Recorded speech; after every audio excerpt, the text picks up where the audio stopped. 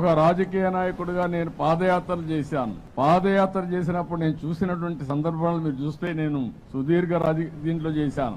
అప్పట్లో పోయినప్పుడు నేను చూస్తే ఎంత భయంకరమైన వాతావరణం అంటే చాలా భయంకరంగా ఉండేది. ఏ ఊరికి మనం పోయినా ఆ ఊర్లో స్వాగతం ఇచ్చేది మరుగుదొడ్లు రోడ్డు పైన, లేకపోతే చెత్త చెదారం అంత కుప్పలు కుప్పలుగా గుట్టలు గుట్టలుగా పడిపోయి ఉంటాయి.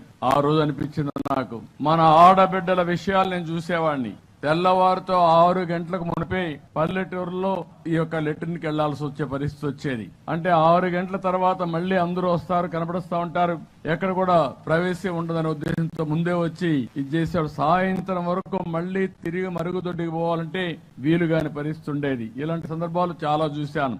అందుకే మీరు చూసినప్పుడు సమైక్య ఆంధ్రప్రదేశ్ లో నేను ముఖ్యమంత్రిగా ఉండి ప్రతి ఒక్క ఆడబిడ్డకు మరుగుదొడ్డి కట్టివ్వాలని ఆత్మ గౌరవం పేరుతో మీకు మరుగుదొడ్డి కట్టించిన పార్టీ తెలుగుదేశం పార్టీ అని చెప్పి కూడా నేను మీకు తెలియజేస్తున్నా.